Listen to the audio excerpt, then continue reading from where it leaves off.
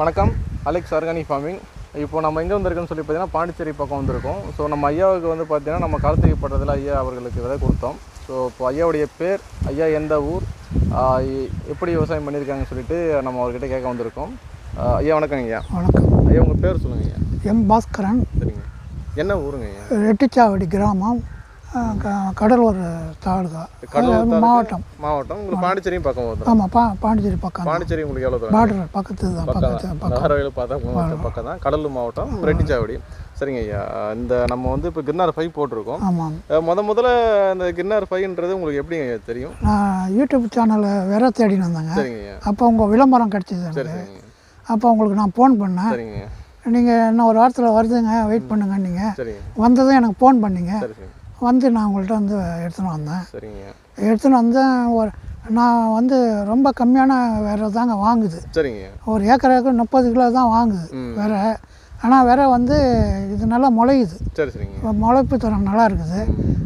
வந்து நான் வந்து பார் வெட்டி பார் மேலே தாங்க போட்டேன். சரி சரிங்க. அப்புறம் இப்போ நம்ம விதை போட்டதுலேருந்து எத்தனை நாள்லங்க எல்லா விதையும் அப்படி முளைச்சிடுதுங்க? ஆக்சுவலாக வந்து முளைப்பு வந்து 5 நாத்திலே வெளியே வருதுங்க. ஆக்சுவலாக 7 நாளில் சுத்தமாக எல்லா வரையும் வெளியே வந்து போகுதுங்க. இப்போ நிறைய நம்ம விவசாயிகள் வந்து புதுசாக விவசாயம் தெரியாதவங்க, இல்லை வெளிநாட்டிலேருந்து வேலை செஞ்சுட்டு விவசாயத்துக்குள்ளே வரவங்க நிறைய பேர் இருக்காங்க. ஸோ அதாவது நம்ம ஆரம்ப கட்டத்துலேருந்தே போயிடலாம். உழவு வந்து நம்ம நிலக்கடலை போடணும்னா முன்னாடி இருந்து நிலத்தை தயார்படுத்துறதுலேருந்தே ஒரு வழிகாட்டியே நீங்கள் சொன்னீங்கன்னா, ஏன்னா ஒவ்வொருத்தவங்களுக்கும் திரும்ப திரும்ப நம்மளால் கொஞ்சம் பதில் சொல்ல முடியாது சொல்கிறதுக்கு. ஏன்னா ஒரு நாளைக்கு 400 ஃபோன் 500 ஃபோன் வருதுன்னு கூட பேச முடியல. புதுசாக வரவங்க நிறைய பேர் வராங்க. ஸோ அதனால் இப்போ இதுக்கு முன்னாடி எடுத்த வீடியோவில் அப்படி சொல்லியிருக்க மாட்டோம். நீங்கள் நிலம் தயார் பண்ணுறதுலேருந்து எப்படி நிலம் தயார் பண்ணணும், எப்படி விவசாயம் பண்ணணுன்றதுல நான் ஸ்டெப் பை ஸ்டெப்பாக கேட்குறேன். அது எதுவுமே சொல்லுங்கள். இப்போது நீங்கள் இந்த ஏரியாவை பொறுத்த வரைக்கும் வந்து கொஞ்சம் பில்லு உள்ள ஏரியா. சரிங்க. 6 சால் உழவு ஓட்டி ஆகணுங்க. 6 சால் ஓட்டணுங்க. சரிங்க. அதில் ரொட்டேட்டர் ஒரு மடக்கு, அதாவது 2 சால் ஓட்டி ஆகணும். சரி சரிங்க. டிஸ்கி ஒரு மடக்கு ஓட்டணுங்க. கல்டோட்டரில் ஒரு சால் ஓட்டிட்டு ரொட்டேட்டரில் ஓட்டினோன்னா சமமாகிடுங்க. சரி சரிங்க. சமமான உடனே கால் வெட்டிட்டு 3 அடி கால் வெட்டிட்டு மேலே வந்து அந்த கால் மேலே தட்டி விட்டுட்டு பறிப்பு விட்டுட்டு அப்படியே 3 சால், ஒரு காலுக்கு 3 சால் வந்து வேறைய போட்டுற வேண்டியது. சரி சரிங்க. இப்போ நாங்கள் எங்கள் பக்கத்தில் வந்து பார்த்தீங்கன்னா பெரும்பாலும் பாத்தி கட்டி தான் போடுவோம். நீங்கள் சொல்கிறீங்க, நாங்கள் பாத்தி கட்டி தான் போடுவோம். இங்கே வந்து மழை, கடற்கரை வாரங்க, மழை பெய்யும். மழை பெஞ்சால் அந்த தண்ணி அந்த காலில் வந்து கீழே போகிறதுக்கு கால் வெட்டி போடுறோம். சரி சரிங்க. அப்போது நம்ம விதை போட்டு முளைச்சிருச்சு 7 நாள்லேருந்து 8 நாளுக்குள்ளே விதை வந்து முளைஞ்சி போகுதுங்க. களை வந்து எத்தனை நாளுங்க களை கொத்தனை? 25 நாள் களை வெட்ட ஆரம்பிப்போங்க. சரி சரி. முதல் களை 25 நாள் ஆரம்பிப்போங்க. 2வது களை 30 நாள் ஆகிடுங்க. அப்பயே 1-2 பூ வர ஆரம்பிக்கும். உரங்க ஐயா, முதல் களை வெட்டினோடனே உரங்க ஐயா? அடியில் வந்து அதாவது வந்து 10-28க்கு 28 வந்து அடி உரம் ஏக்கருக்கு 2 மூட்டை தாங்க நான் போட்டேன். சரிங்க. மேற்கொண்டு களை கொத்திட்டு முதல் களை கொத்திட்டு ஒரு ஏக்கருக்கு 1/2 மூட்டை யூரியா லைட்டாக தெளித்து விட்டுட்டு தண்ணி பாசனாங்க. தண்ணி பாய்ச்சிட்டு அப்புறம் 2ஆம் களை 3ஆம் களை, இது 3 களைக்கு 40 நாள் ஆகிடுங்க. அப்போ 45 நாள்லாம் பூவெல்லாம் ஃபுல்லாக நிறையா எல்லாமே எடுத்துரும். எடுத்துட்ட உடனே இடையில் வந்து 25 நாத்துலேருந்து 35 நாத்துக்குள்ளே ஒரு 2 வாட்டி பஞ்சகாய மட்டும்தான் அடித்தாங்க. மற்றபடி இந்த ரசாயன உரம் நான் இந்த செடி எடுத்த வரைக்கும் நேரம் வரைக்கும் ரசாயன உரமாக அடித்ததே கிடையாதுங்க. இது நோய் எதிர்ப்பு சக்தி உள்ள செடிங்க. அது இல்லைங்க, நோய் எதிர்ப்பு. இது புடிங்கி போட்ட செடி தானே உங்களுக்கு அடுத்த செடி எடுத்து காட்டுறோம். இந்த செடியை பாருங்கள், கிட்டத்தட்ட ஒரு 50 காய்க்கு மேலே தான் இருக்கும். இதுலேயும் 50 காய்க்கு மேலே தான் இருக்கும். நீங்கள் பிடிச்சிங்க குறைஞ்சபட்சம் எத்தனை காயிலேருந்து அதிகபட்சம் எத்தனை காய்ங்க இருக்குது? ஏன்னா இப்போது நம்ம சமீபத்தில் ஒருத்தர் நாமக்கல்லேருந்து நண்பர் சதீஷ்னு ஒருத்தர் பேசினார். சராசரியாக எல்லா செடியுமே 100 காய்க்கு மேலே இருக்கும், 200 காய் மேலே இருக்குதுன்னு சொன்னார். அது வந்து தவறான பதிவு அது. ஏன்னா நம்ம ஒரு விவசாயி இருந்து இன்றைக்கி நான் ஒரு வியாபாரியாக மாறி நான் இன்றைக்கி இந்தியா ஃபுல்லாக விதை கொடுத்துட்ருக்கேன். அதை தாண்டி நம்ம ஸ்ரீலங்கா வரைக்கும் போயிட்டுருக்கேன். நம்ம தமிழ்நாட்டை சேர்ந்த சில சயின்டிஸ்ட்டாக இருக்கட்டும், பெரிய பெரிய வேலை இருக்கட்டும், நமக்கு வெளிநாட்டிலேருந்து நிறைய ஃபோன் பண்ணுறாங்க. இதே போல் எங்கள் அப்பா ஊரில் விவசாயம் பண்ணிகிட்ருக்காரு, நீங்கள் அவங்களுக்கு இந்த விதை அனுப்புங்க, நான் உங்களுக்கு பணம் அனுப்புறேன்னு சொல்லிட்டு நிறைய பேர் பேசுகிறாங்க. ஸோ நம்ம பயணிக்கக்கூடிய விஷயம் வந்து உண்மைக்கு புறமா எதுவும் பேசக்கூடாது. என்ன கலசூலோ அதை வந்து நம்மளை பார்க்கக்கூடியவங்களுக்கு வந்து உண்மை தெரியணும். சும்மா எல்லா செடியும் 200 காய் இருக்கும் 100 காய் இருக்கும் தம்பி தவறான ஒரு பதிவு போட்டிருந்தார். ஸோ அதனால் நான் என்ன சொல்ல வரேன்னா நீங்கள் சொல்லுங்கள். நான் 40 காயிலேருந்து 70 காய் வரைக்கும் இருக்குதுங்க என்னுடைய இடத்துல. என் இடத்துல 40லேருந்து 70 காய் வரைக்கும் இருக்குதுங்க. எங்கேயோ ஒரு சில செடியில் அதிகபட்சமாக இருக்குது. அது இருக்குதுங்க. அது கம்மியாக தான் இருக்கும். எங்கேயோ ஒரு செடி இருக்குதுங்க. 200 காய் கூட இருக்குது, 250 காய் கூட இருக்குது. அதெல்லாம் கம்மி. அதாவது பூவஞ்சி மேலே இருக்கிறது, ஆமாம், செடியாக இருக்கிறது, படர்ந்து இருக்கிற இடம், படர்ந்துக்கிற இடத்துல 250 காய் கூட இருந்தது. 250 காய் கூட இருக்குது. சரிங்க. அப்போது இதுக்கு நீங்கள் ரசாயன உரமே அடிக்கல? இது வந்து டிக்கா நோயாக வரலைங்க. நிலக்கடலை டிக்கா நோய் வரும். இந்த ஏரியாவில் டிக்கா நோய் பாதிக்கும். இது இந்த செடியில் பாதிக்கலைங்க. தண்ணியும் அதிகம் தாங்குதுங்க, காய்ச்சல் தாங்குது. அப்போது நீங்கள் ரசாயன உரமே யூஸ் பண்ணாததான் இந்த மாதத்தில் எடுத்தாங்க. சரிங்க. இப்போ முதல் டைம் கொஞ்சம் அறுவடை பண்ணியிருக்கீங்க. ஆமாம். ஒரு ஏக்கரில் எத்தனை மூட்டை? ஒரு ஏக்கருக்கு 60 மூட்டை கிடைக்குது சார். 40 கிலோ மூட்டை, 60 மூட்டை கிடைக்குது ஒரு ஏக்கர். ஏன்னா நம்ம இடத்துல எங்கள் இடத்துலயே வந்து பார்த்தீங்கன்னா ஒரு 40 மூட்டை தாண்ட முடியல. இங்கே எப்பயுமே மல்லாட்டை விளையிற ஏரியாங்க அது. ஏன்னா ஒவ்வொரு பகுதிக்கும் ஒவ்வொரு மாதிரி மல்லாட்டை விளையிற இடம். ஏன்னா நீங்கள் சொல்கிற இதே பதில் வந்து பார்த்தீங்கன்னா போன விவசாயி வந்து குறிஞ்சிப்பாடியில் தனசேகரன் ஒருத்தர் 63 மூட்டை எடுத்தார். அதை தாண்டி நம்ம வடலூர் போயிட்டோம்னா வெங்கடேஷன்றவர் 90 சென்டில் 43 சம்திங் ஏதாவது சொன்னால் சரியாக ஞாபகம் இல்லை, அவருடைய பதிவு அதில் இருக்கும். அதுபோல் நல்ல ஒரு விளைச்சல் எடுத்துருக்காங்க. விளைச்சல் நல்ல விளைச்சல் தாங்க. அப்போது நீங்கள் 3 களை வெட்டிட்டீங்க. ஆமாங்க. அதோட ஜீவாமிர்தமோ இல்லை EM கொடுத்துருக்கீங்க? ஜீவாமிர்தம் பஞ்சகாவியாவும் EM தான் கொடுத்தீங்க. மீன் அமிலம் கொடுக்கல? மீன் அமிலங்களும் இல்லைங்க, நான் கொடுக்கல. பொதுவாக நம்ம சொன்னோம்னா மீன் அமிலத்தை பொறுத்த வரைக்கும் பார்த்தீங்கன்னா 20 நாளைக்கு ஒன்ஸ் வந்து மீன் அமிலம் கொடுக்கணும். செடியுடைய ஊட்டத்தை வந்து பசுமையை வந்து நல்லா பார்க்கும் அது மீன் அமிலத்தை பொறுத்த வரைக்கும். அதுக்கப்புறம் வந்து பார்த்தீங்கன்னாக்கா நம்ம ஒரு 27 to 35 இல்லை 35 to 40 இந்த 2 டைம் வந்து பார்த்தீங்கன்னா தேமோர் கொடுக்கணும். தேமோர் ஏன் கொடுக்குறோம்னா இந்த பூ பூக்கிற தன்மை வந்து தூண்டும். அது ஒன்றும் இல்லை, ஒரு 10 தேங்காய் எடுத்துக்கிறோம். நான் சொல்கிறது 1 ஏக்கர் அளவு சொல்கிறேன், அதுக்கு ஏற்ற மாதிரி கணக்கு பண்ணிக்கோங்க. அடுத்த டைமில் 1 ஏக்கர் அளவுக்கு ஒரு 10 டேங்க் அடிப்போம். அது பிறகு 10 டேங்க் 12 டேங்க் அடிப்போம். அந்த 10 டேங்க்குன்னு பார்த்தீங்கன்னா ஒரு 5 தேங்காய், முழு தேங்காய் 5 தேங்காய் 2 உடச்சி கிண்டி மிக்ஸில் போட்டு அடிச்சிக்கங்க. ஒரு தயிர் வந்து பார்த்தீங்கன்னா ஒரு 2 லிட்டர் கெட்டி தயிர், அதை வந்து 5 லிட்டராக மாற்றிக்கணும்.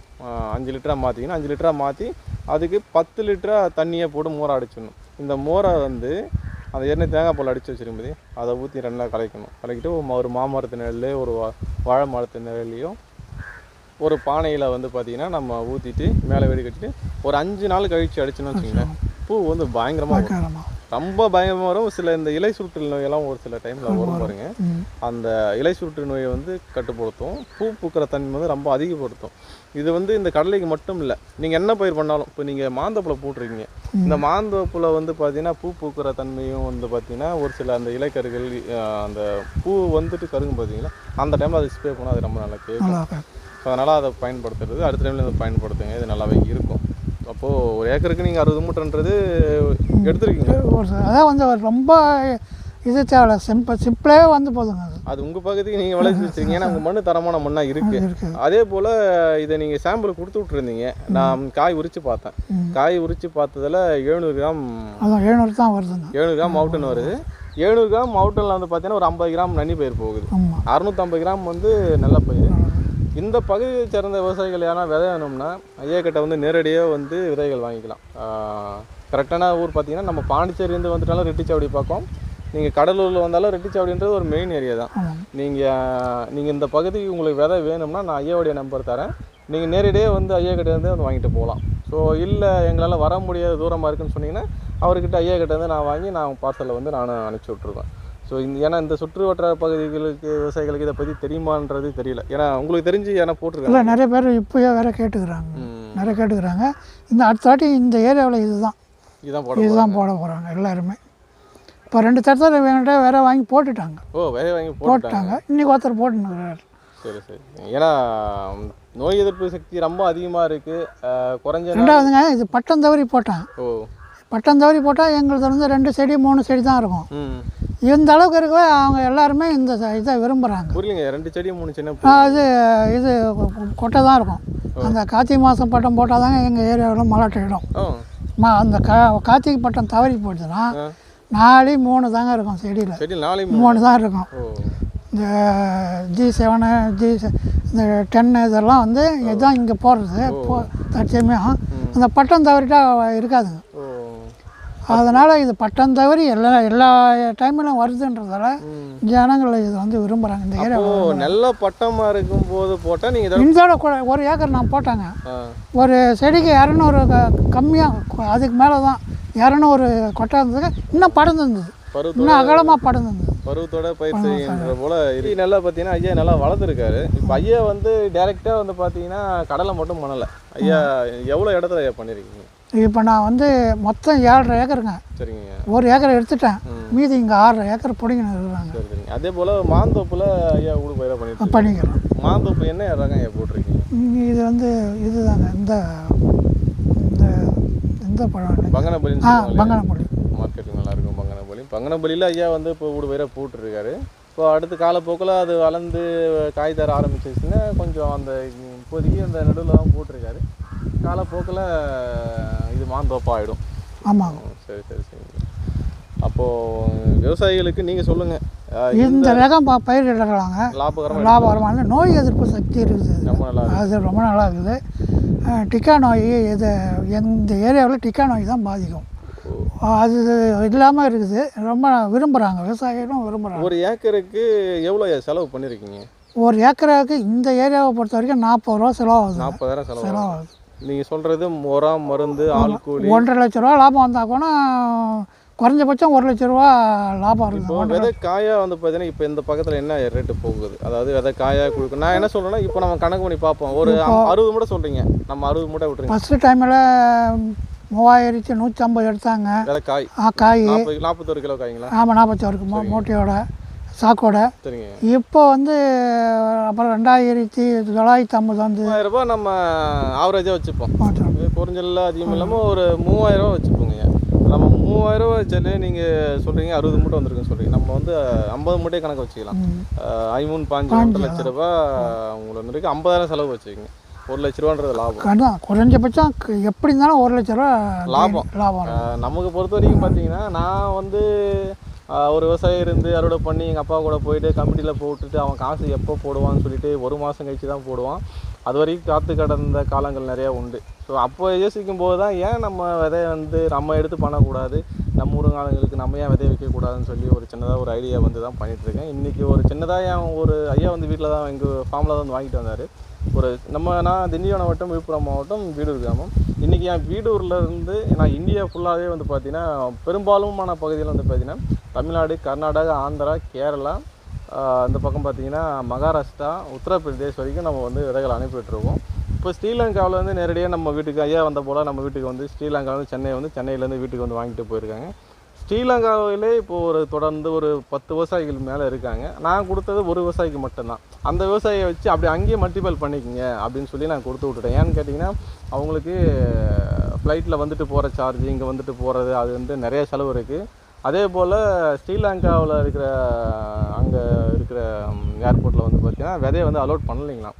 ஸோ அவர் வந்து கொஞ்சம் வசதியான ஆளுன்றதுனால கொஞ்சம் காசு அதிகமாக கொடுத்து செலவு பண்ணி விதையை கொண்டு போய் சேர்த்து அவர் நிலத்தில் போட்டு விளைச்சல் எடுத்து அவர் இடத்துல வந்து பரப்பிட்டாருன்னா எனக்கு ஃபோன் கால்ஸ் வரக்கூடிய ஸ்ரீலங்காவிலேருந்து வரவங்களுக்கு எல்லாருக்கும் அவர் கான்டாக்டை கொடுத்துட்றேன். ஏன்னா விதைகள் வந்து நம்ம தமிழர்கள் தான், அது ரொம்ப முக்கியம்.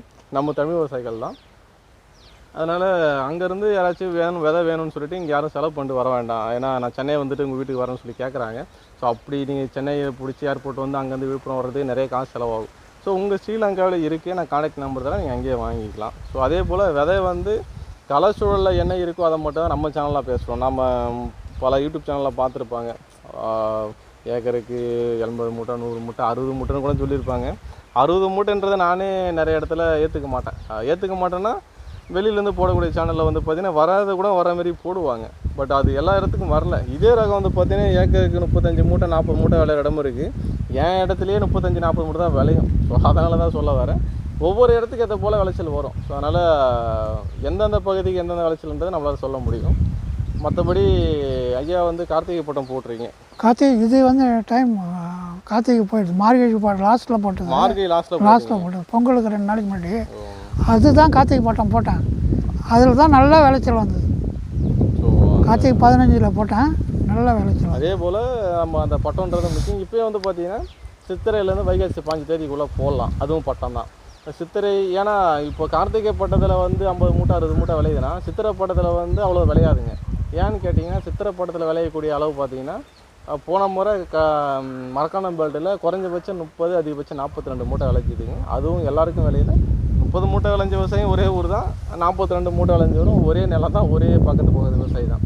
ஸோ கொஞ்சம் அந்த டைம் கொஞ்சம் விதைகளோட எண்ணிக்கை சேர்த்து போட்டாங்க, அதனால் கொஞ்சம் கூடுதல் மகசூல் கிடச்சிது. ஏன்னு கேட்டிங்கன்னா இந்த பட்டத்தில் விதை போட்டு இந்த விதையை பிடிச்சி நீங்கள் அடுத்த கார்த்திகை பட்டத்தை வாங்கிக்கலாம். நீங்கள் ஒவ்வொரு டைமும் விதை வந்து வாங்கினா உங்களுக்கு காசு அதிகமாக செலவாகும்.